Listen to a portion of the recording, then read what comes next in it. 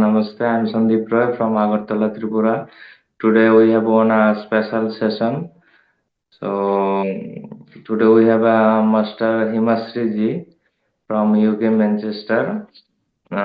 She is doing research work in the field of children psychology, if I am not wrong. So Madam is here. Welcome, Madam. Gratitude to our Guru Brahmarshi Patriji and all divine masters and souls.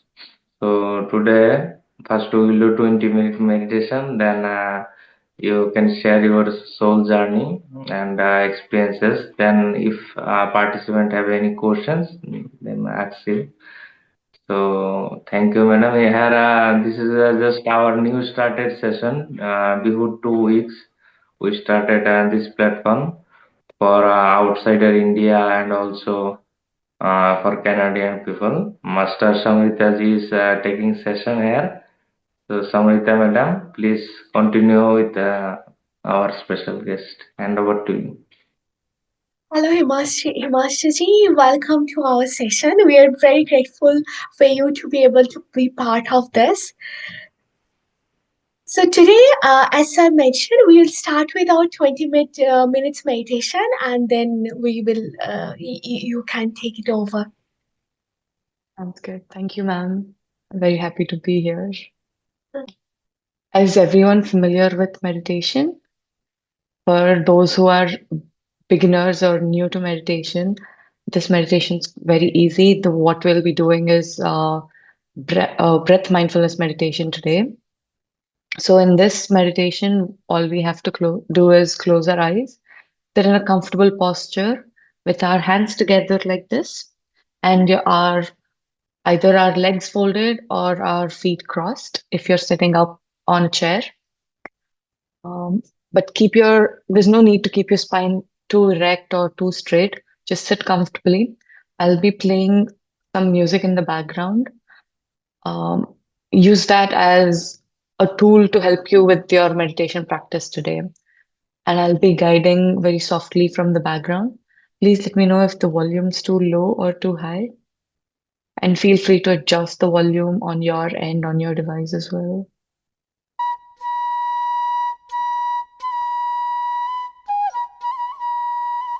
Is that volume okay, everyone? Yes, it's good. Thank you, ma'am. Okay, now I invite everyone to slowly get into the meditation practice for today. For the next 20 minutes, we'll be practicing together as a team, even though we're practicing individually, because we are on this Zoom call together, practicing at the same time. We have a collective consciousness that is being in play right now. So, everyone, please close your eyes and let us start with 2 or 3 deep breaths. Breathe in, breathe out. Breathe in, breathe out. Breathe in and breathe out.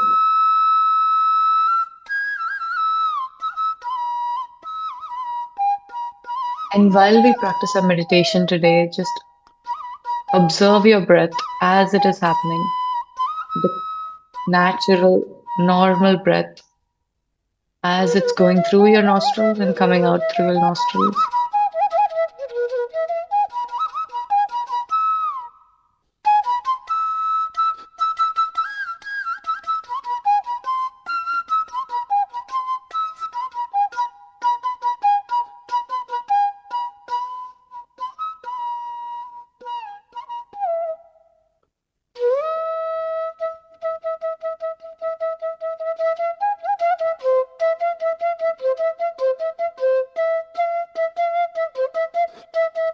Please keep your eyes closed throughout the meditation.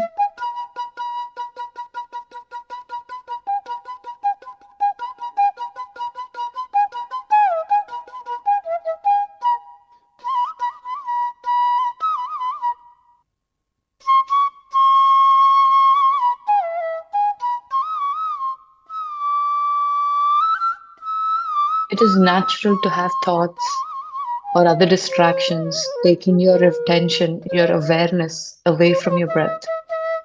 But throughout the practice, it is important to be compassionate, to be patient with ourselves, and always bring our attention and awareness back to our breath.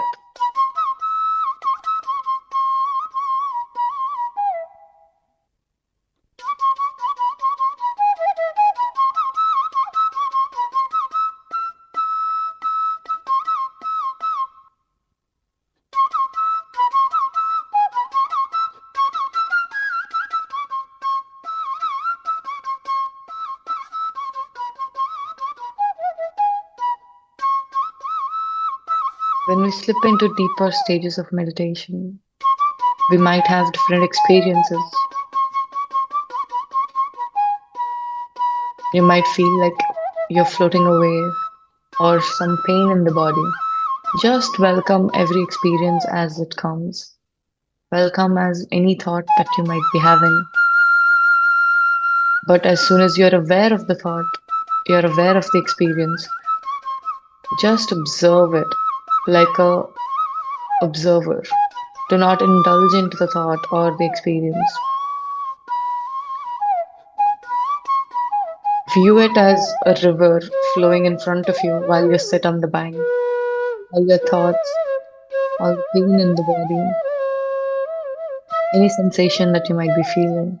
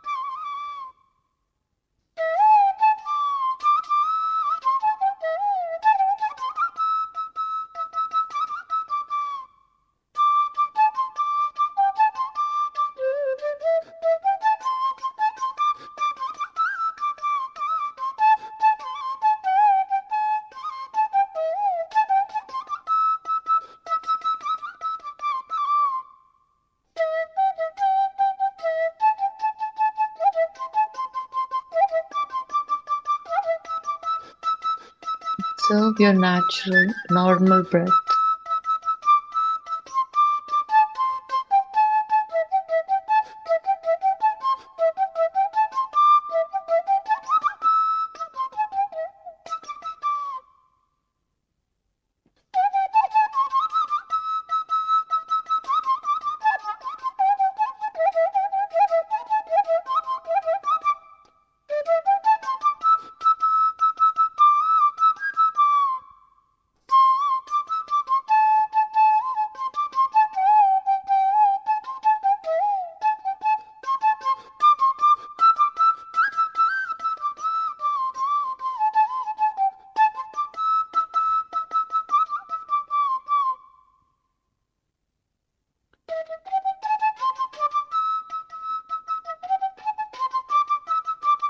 Repeatedly, again and again, bring your awareness back to your breath.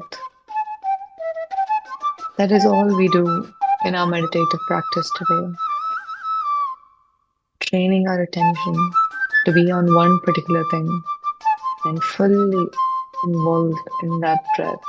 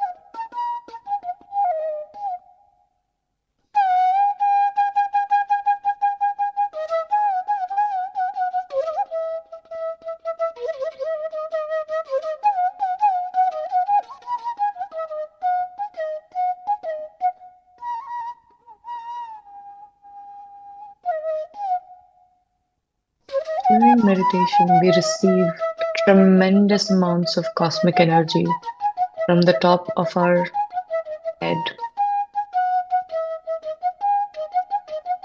from the crown chakra Visualize and feel the energy that we're receiving into our body.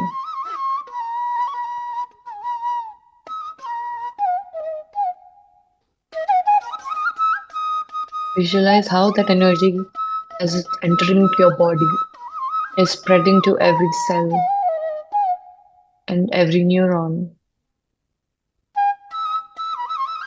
Visualize as it's moving through your body, making loop, going all the way down and then coming back up, and just circulating from in your body.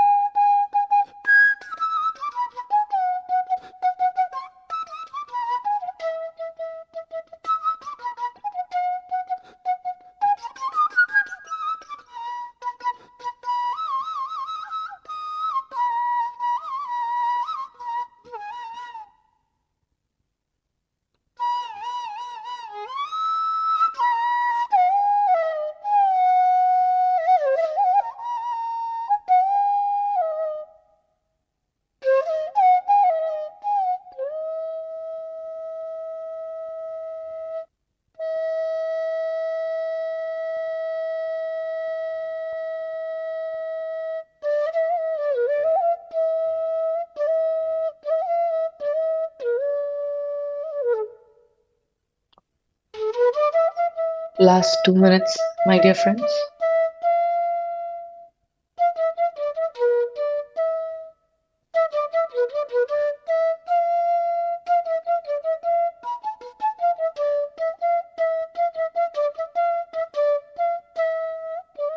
I invite everyone to practice gratitude in the last 2 minutes of our practice today. We'll quickly give our gratitude, our thank you to the Guruji that taught us this meditation, Brahmarshi Patriji. Thank you, sir, and thank you, Patri ma'am, for your incredible hard work and passion, and for teaching us this valuable tool of meditation. Let us thank ourselves for being here today, for allowing ourselves to practice this meditation. Let us give us the credit we deserve for taking care of ourselves.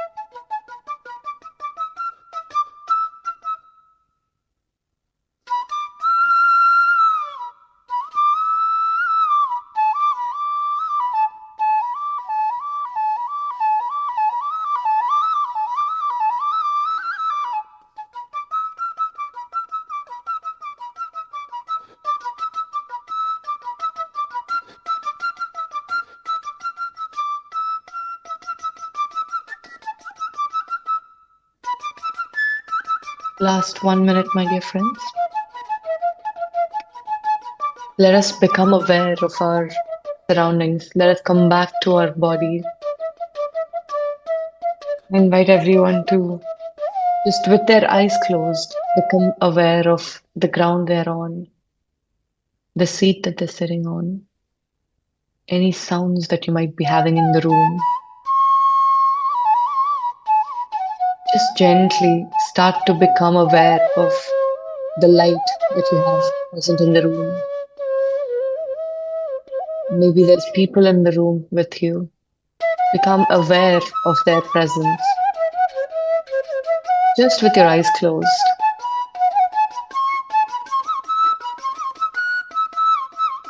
The last 1 minute, let us practice without any music.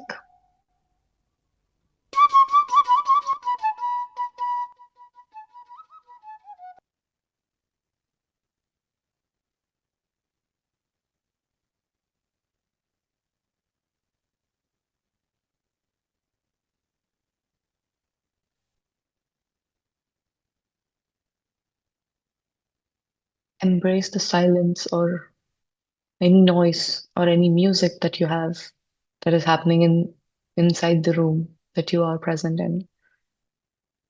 And with that gentle awareness of where we are, let us slowly release our hands, place them on our eyes for 5 seconds.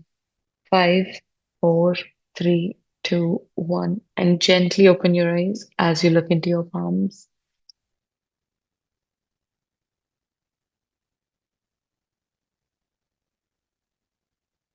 Thank you, everyone, for joining us in this practice today. Hope it was a relaxing experience for you today. Please let me know how you felt in the meditation if you're comfortable, either on chat or you can unmute yourself. Thank you, Himasree. It was a beautiful session. I felt very relaxing.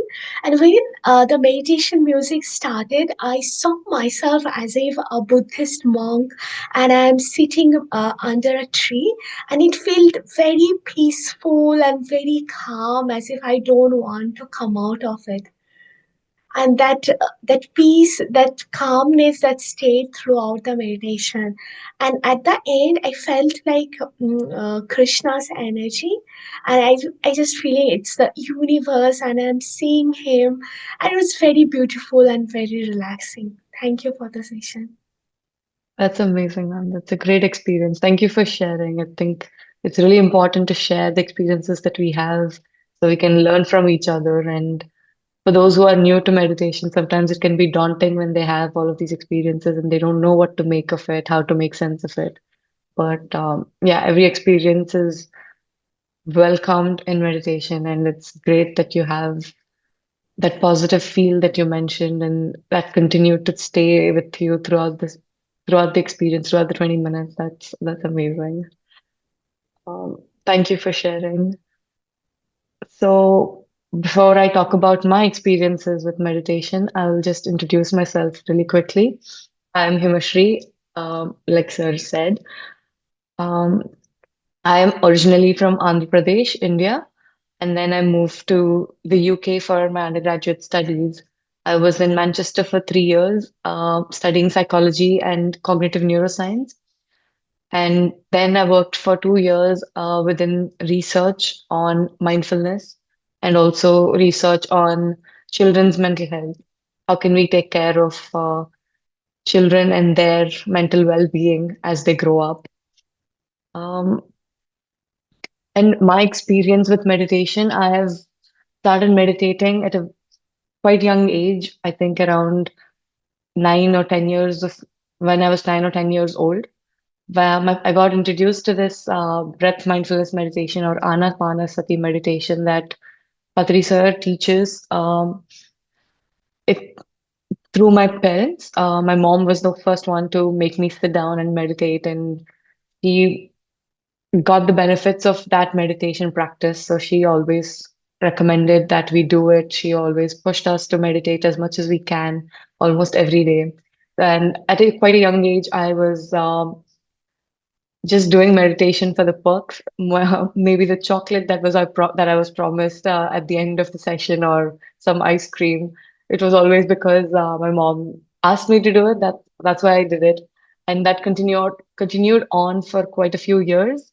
And only when I started seeing the difference in how I was behaving to versus how my friends were behaving to stress, or it might be the reaction that I had, or versus the reaction that they had. That's when I started noticing the difference that meditation actually brings in your life. Uh, I wouldn't say that I was completely immune to all sorts of stress.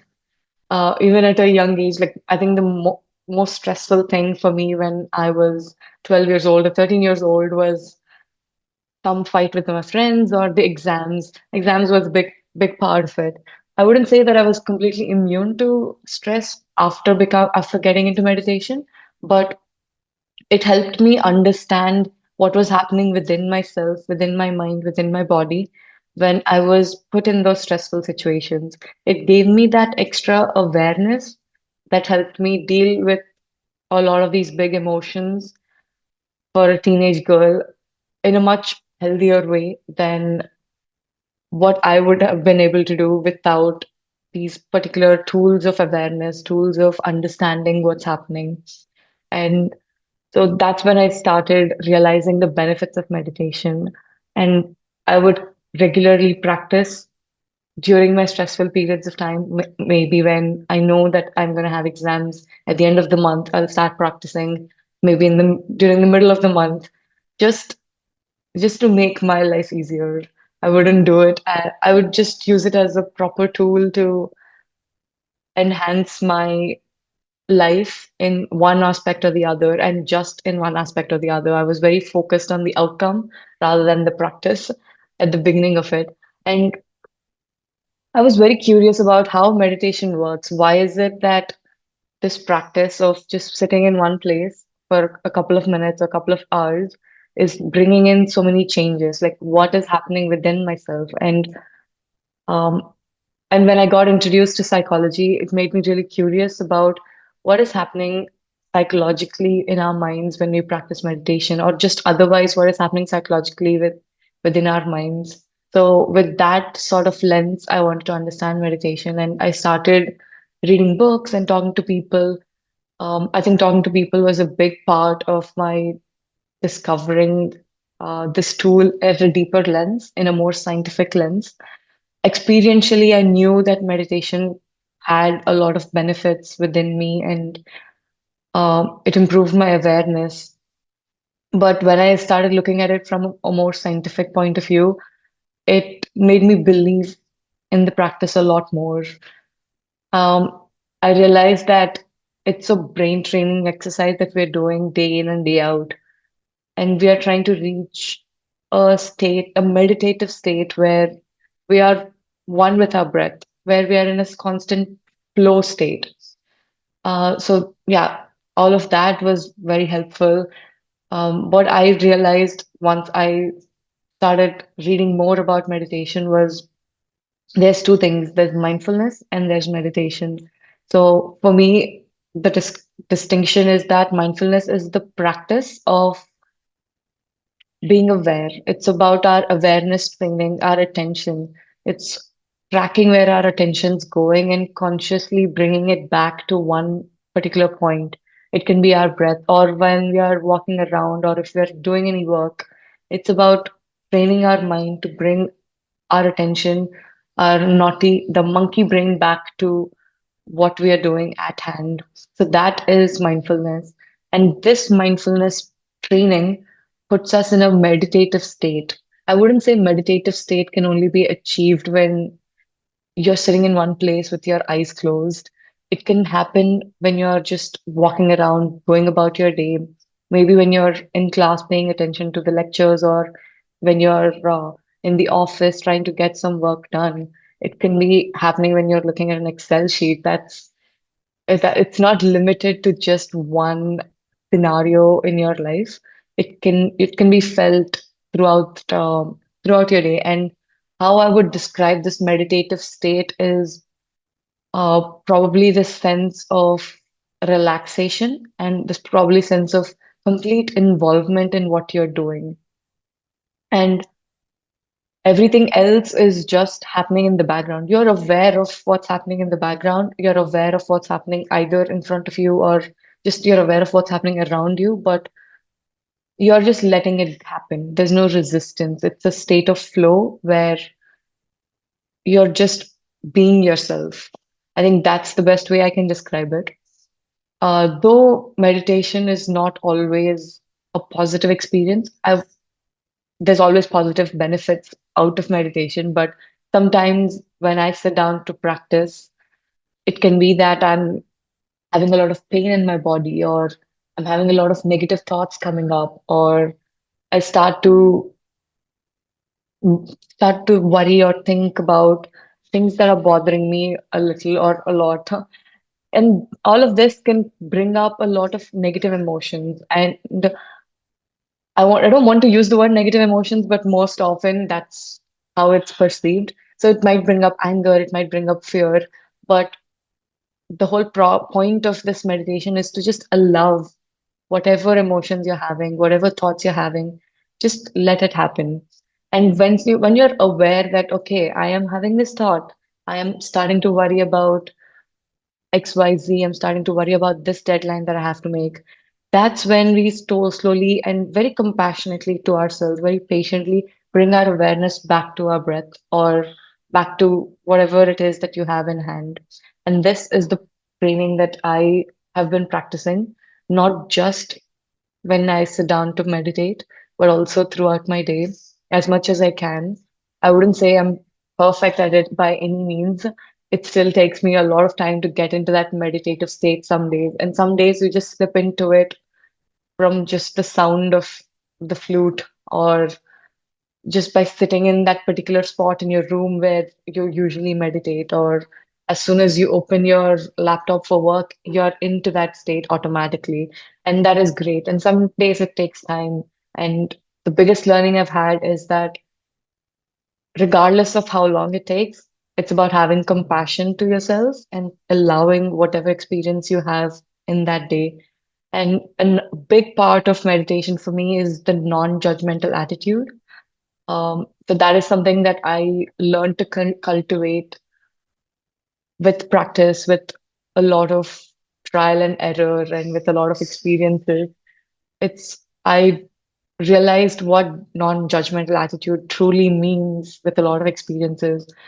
And I think some miracles that I would say happened with meditation, or just some scenarios where I experienced the benefits of meditation beyond the physical body or just beyond my mind, and truly experienced a sense of synchronicity with the people around me was when I moved to the UK. And the whole process of applying for universities and going there as a 19-year-old girl and figuring out how university life is, and just the transition from being very sheltered and being very pampered at home to having complete independence where I'm responsible for myself and taking care of myself, and the ease of which everything happened for me during that transition was the time when I truly experienced synchronicity. And this is not something that I can explain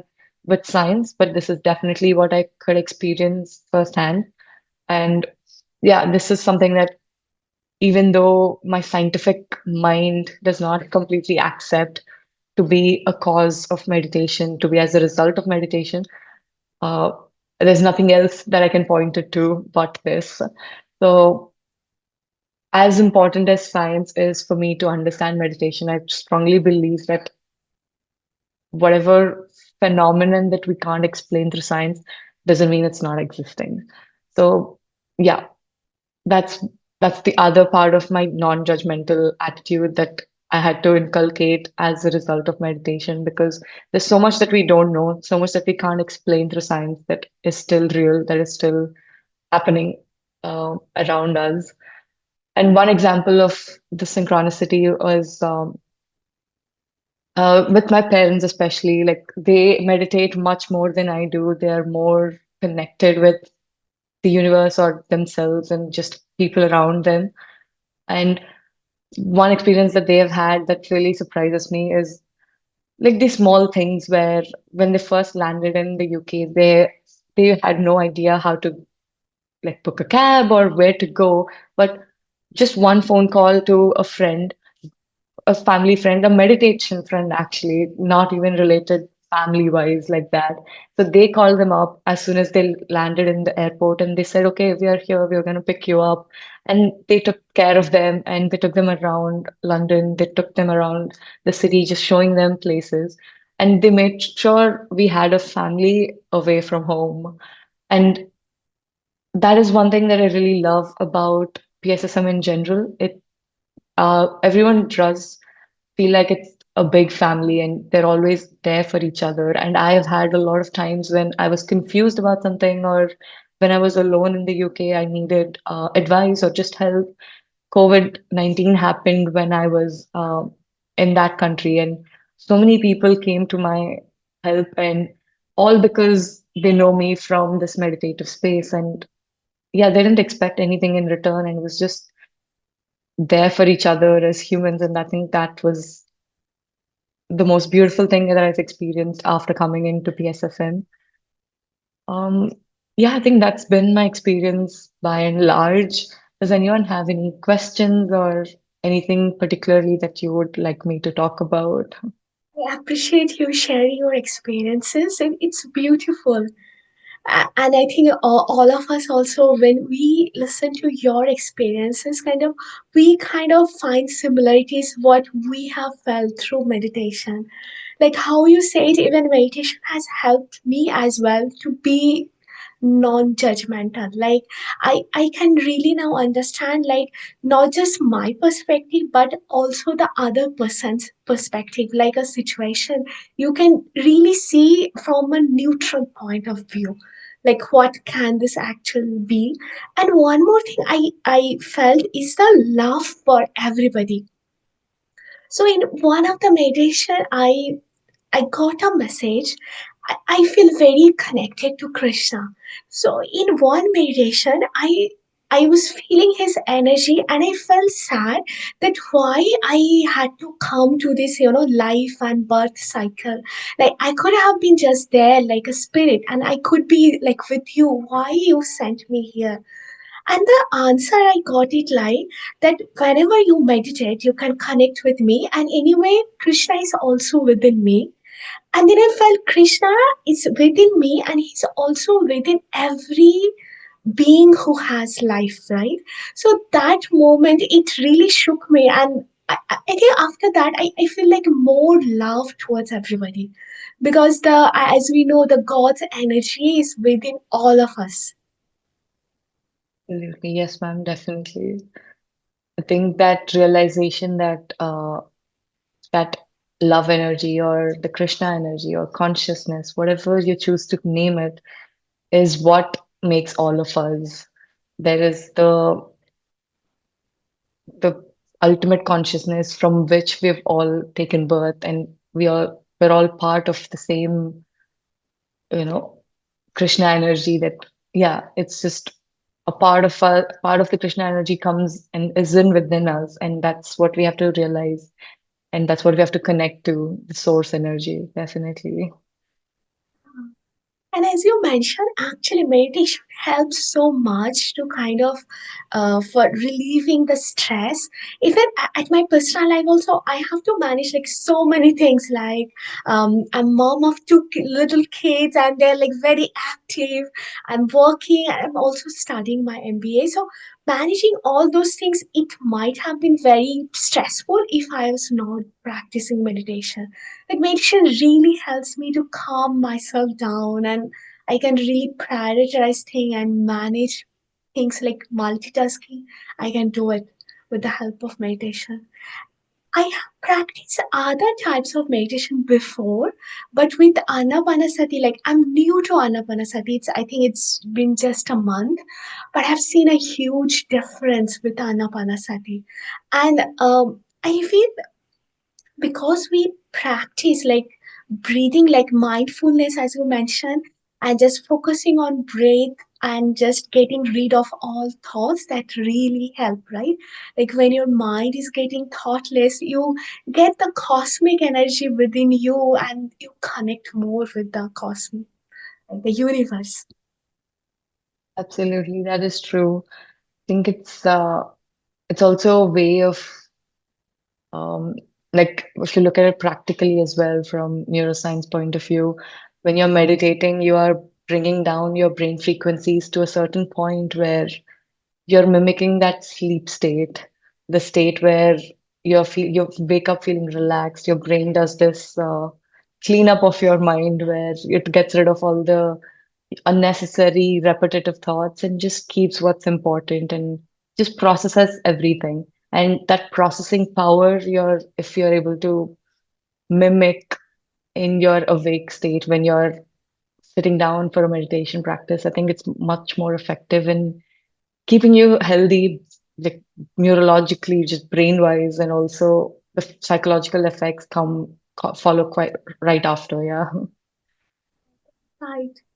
And there is healing benefit as well, right? When we meditate, like my mom shared one incident. So she has trouble sitting for long time and meditating, and then Sandeep sir suggested her, you meditate for 2 hours. My mom was surprised that I'm not able to sit for short time.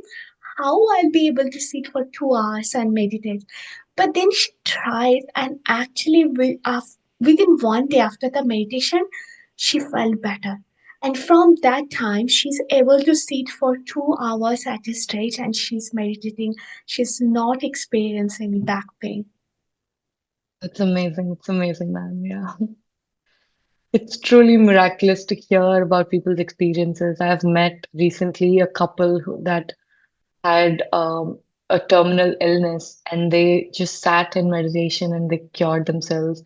There was a person who had cataract and they just meditated for 41 days inside a pyramid with like a pyramid on their head or inside a actual pyramid building. And they were able to cure it completely and they didn't need the surgery anymore. So it's definitely a lot of miracles do happen. And like Patriji always says, like our body is more than capable of healing ourselves and taking care of ourselves. And there are so many examples and so many research that is being done about it. And it's true that like I'm not 100% sure of how exactly it happens. It's still something that science is trying to figure out. But our body is like the gene activation, and so at all times, all humans don't have all of the genes that they have active. So when we are focusing our mind and our brains, there is evidence to show, like some evidence to show that you can turn on and off your genes at will. And also, um, all of the illnesses that we have, 70 to 80% of them to this date are all psychosomatic. That means that psycho means our brain, our mental health, mentally, and somatic means our body, physically. So it's a cause of our mental state that is causing an impact on the physical state. So when we get our mental health uh, in track, automatically the physical aspect gets in line. And another aspect of it is the food that we consume. So when we are aware of the food that is being consumed and how it's impacting our body, then that improves our physical health a lot. So those are the two aspects that Patriji always focuses on: having the correct food and practicing meditation and mindfulness. And always meditation, as powerful as it is, he always recommends that we speak to other people, learn from their experiences, so then we can convince our minds that miracles are truly possible. Listening to other people's experiences and hearing their miracles and how they made things happen for themselves. Even if though I say it's a miracle, it's 100% their body healing themselves or them attracting their whatever it is that they wanted in their life. them manifesting the beautiful life that they wanted. That is the miracle that happened. And few other examples in terms of how our body can heal ourselves. I think, yeah, gene activation at will is one aspect of it, but the other aspect is like the psychosomatic disorders. All of them can get taken care of when our brains release our hormones, our brains release our thoughts, our brains release our emotions, and we store emotions in different parts of our body. Um, so even our heart has neurons. Our entire body has the whole nervous system. So everything's connected. Everything's electromagnetic waves. So when we meditate, we're making sure that our brain is at a particular frequency, and that frequency gets resonated with the rest of our body, and like that heals our body in some aspects. It makes sure that our organs are being functioning at an appropriate uh 1 second, sorry, there's some resound, I think. Okay. It like makes sure that our bodies are vibrating at a particular frequency that it's supposed to be vibrating at and functioning effectively. So I think that's the biology behind how you can heal yourself. Yes, madam. You are researching with the psychology. Patriji said our 90% diseases are psychosomatic. So how this psycho and soma is related, and this is mind to matter. I think our mental creates our diseases, mental wrong thing patterns. So can you please explain about this? So in the Mind to Matter book, I think my recollection of it, please correct me if I'm wrong, but it's basically how our thoughts lead to our reality. So when we have a particular thought, if it can be positive, it can be negative, it causes us to feel a particular emotion. And then our behavior changes as a result of it. And combine this pattern over a multiple occasion. So we have the same thought every day, same emotion every day, and same behavior every day, then that becomes our reality. And if we want to change the end product of what our real experience is, our lived experience is, then we have to start with our thought. If we change our thought, it has a direct impact on what we are experiencing. It can be as simple as I'm a, like when we constantly think and believe that I'm a healthy person, our lived reality will be that you're a healthy person. If you constantly believe that, oh, I'm not good enough, maybe this is too much for me, this is way beyond my capabilities. If you have negative thinking patterns, then you have negative emotions and negative behavior. So even though you are capable, you stop yourself because your brain's telling you that you're not capable of it, and your hormones and your body functions are not supporting that kind of behavior. So you have unhelpful behaviors and you'll have unhelpful consequences. But when you change your thinking and when you truly believe, um, and changing your thinking is not just superficially, we have three sorts of minds. We have the conscious mind, we have the subconscious mind, and the unconscious mind. Our efforts should be to obviously train the conscious mind to have positive thoughts, but with repetitive positive conscious thoughts, we train our subconscious as well, and we train our unconscious as well. So our subconscious mind, it forms strong beliefs even as children. So as young as 5 years old or 3 years old, because of the experiences that we have, because of the love that we experience as a young child, we have some core beliefs that are formed, and we constantly make these core beliefs. And most people don't become aware of their core beliefs throughout their life, and that's the thinking aspect that we're talking about. If you change your core beliefs, if you change your thinking, the core of what you truly believe, then you can change the way you feel, and it almost happens automatically. I don't need to we break it down such that it feels like a very lengthy process, but It's as automatic as you searching up, like when you trying to, this is an example I use for those who are not very uh, towards biology, like so when you're trying to search for anything on Google, you start typing and you have all of these suggestions, like these recommendations about what it is that you think. Google tries to understand your behavior, tries to predict what you're trying to search for. And our brains are exactly the same way. The minute you start thinking of maybe pizza, our brain pulls up everything that you have in your brain relating to pizza. It brings up your core values about pizza. Some might think of it as junk food, and their core value might be that junk food is bad for your health, or their core value might be that indulging once in a while is okay because it's about balance. So, depending on what your core value is, depending on what your thoughts are, and even your experiences, as soon as I say pizza, one person might be bringing up like a lot of happy emotions, like it's the food that they eat to celebrate. Maybe other person has it but feels so guilty about it, and it brings up a lot of these negative emotions. So it almost happens instantaneously. So that is why it's important to address the thinking at a core belief state, at a deeper subconscious or unconscious level. So once we train our minds with, and the way we can train our minds is only through conscious effort. When we consciously become aware of what's happening in our conscious thoughts, then we can understand, oh, that's a reflection of what's happening in our subconscious mind and unconscious mind. So that's how we train our mind. That's what mind to matter also says. If you constantly associate, certain foods to be bad, then obviously it's going to be bad for your health.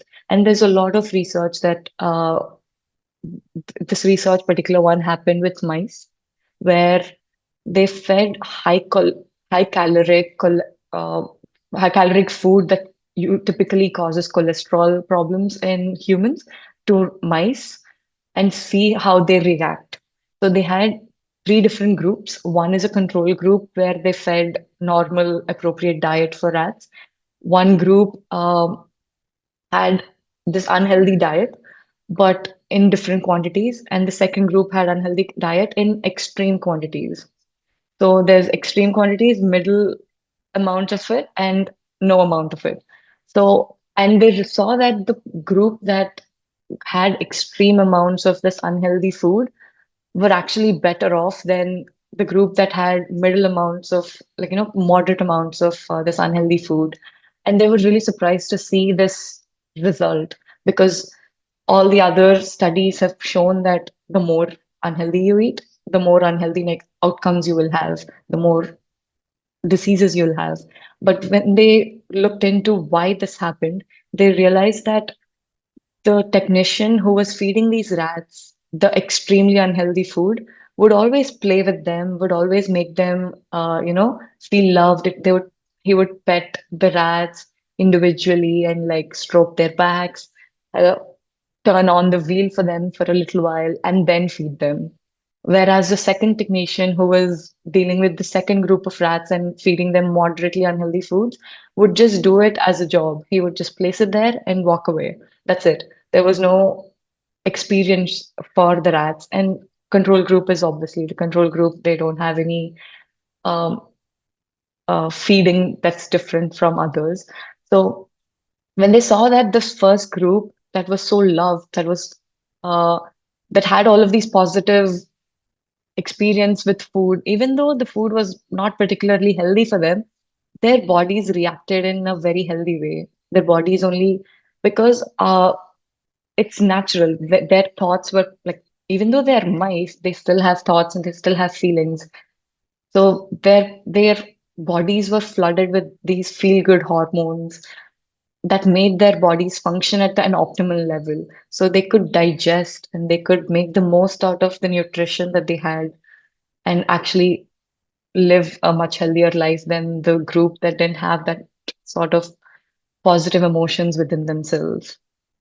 And that holds true for humans as well. It So we constantly think, oh, I'll be happy, I'll be healthy. if I do XYZ. But it's often true. I'm not saying that's not true, but I'm also saying that the other way is possible. If you strongly believe that you're happy and you're healthy, then your reality also changes. It's a two-way street where your outcomes impacts your thinking, but also your thinking impacts your outcome. And that's what mind to matter is about, how you can heal your body. And there's different science evidence that we can pull together to say that it's true, it happens. Yeah. Do you Yeah. share your thoughts how food affects us, like how to choose the right kind of food? Like I know Patriji have always advised to eat vegetarian food. So actually, what's the impact of food on our body and our mind? So our gut has a microbiome of its own. So it has all of this good bacteria, it has sometimes bad bacteria that breaks down the food that we eat and gives us the energy that we need.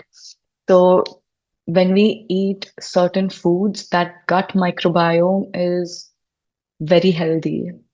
Our bodies are much more complex than a simple system. So you can have, way, like it's a spectrum of how healthy your gut microbiome is.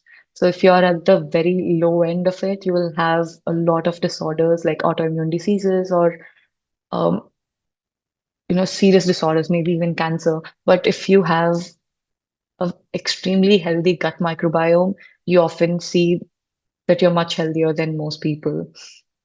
And this is something that's emerging as science over the last decade or so, I would say.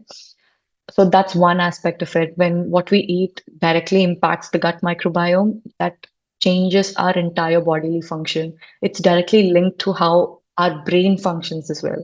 You might think that, oh, they're so far apart, like they wouldn't be impacted, but the it's almost instant because food we experience through all five senses. You touch, you smell, and you digest. And so because all five senses are involved, our brain is extremely involved, and it almost instantly releases the hormones it needs for digestion to happen. But if we are eating in a stressful scenario, or if we are eating food that was made with a lot of stress, so Patriji always recommends that we eat vegetables and fruits. So, because in the processing of that food, there's very minimal contact and very minimal influence of external energies. But if we are eating non-veg or meat, you are stressing out, the animal that you're killing. So that stress hormone is very much present during the time of its death.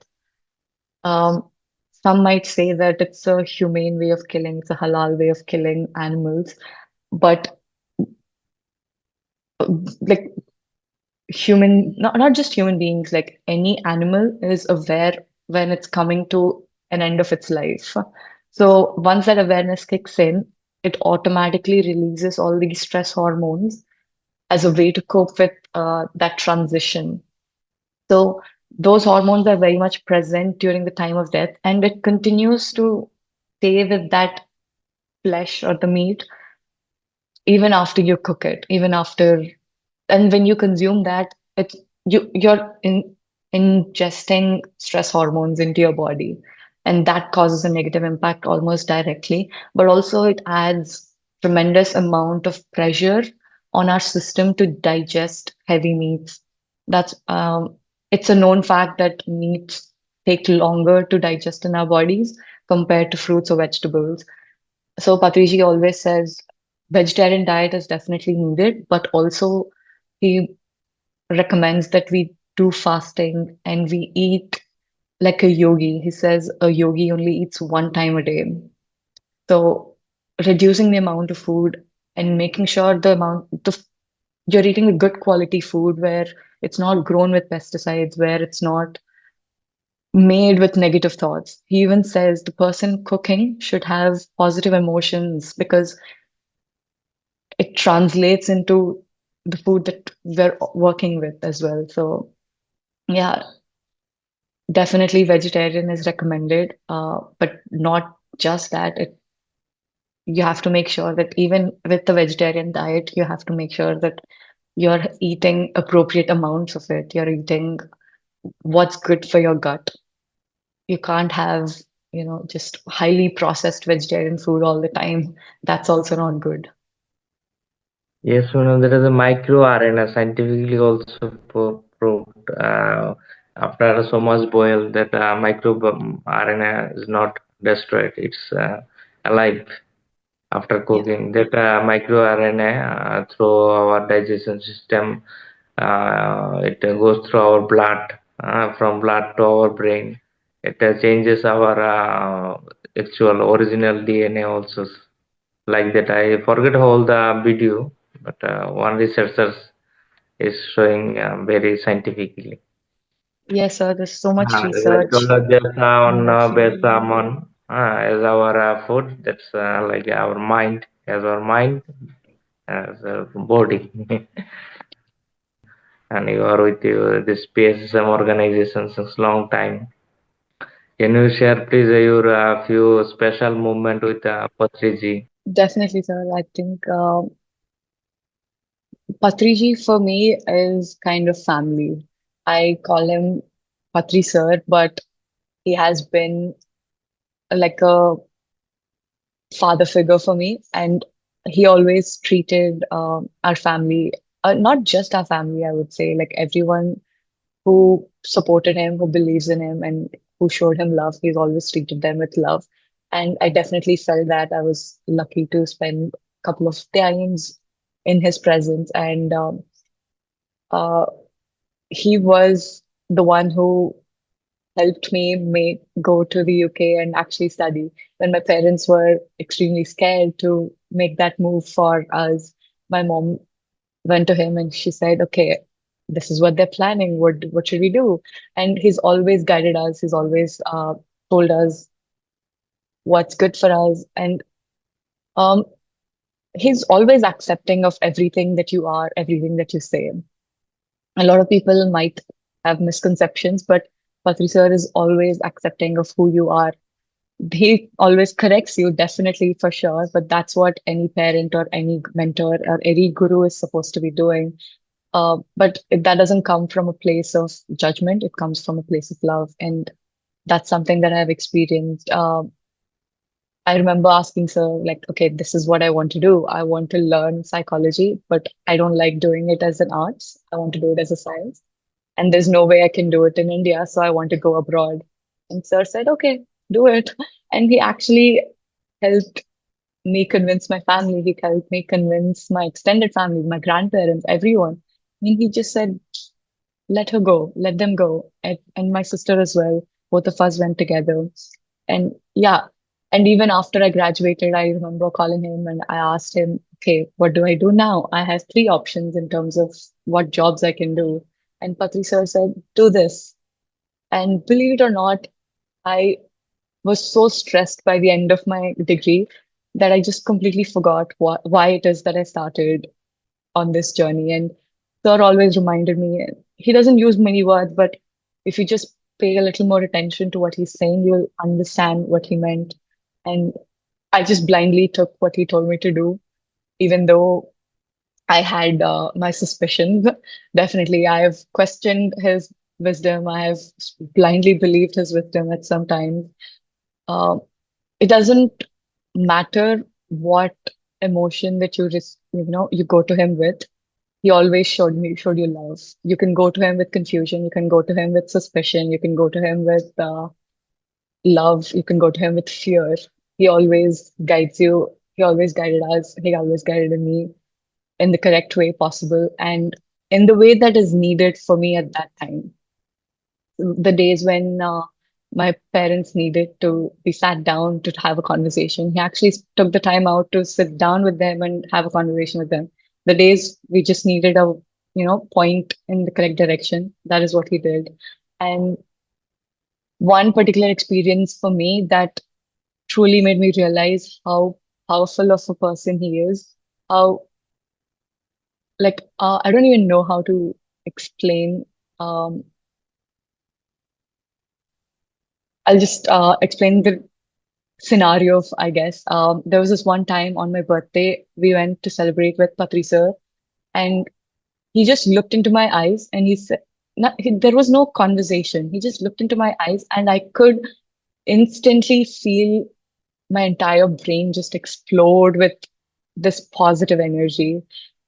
And just my eyes dilated, and there was nothing in my brain, but at the same time, there was everything.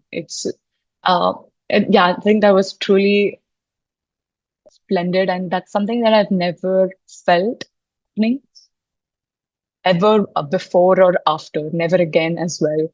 So just looking into someone's eyes, that sort of energy transfer that I could feel, the sensation that I could feel in my body, I was truly shook by that.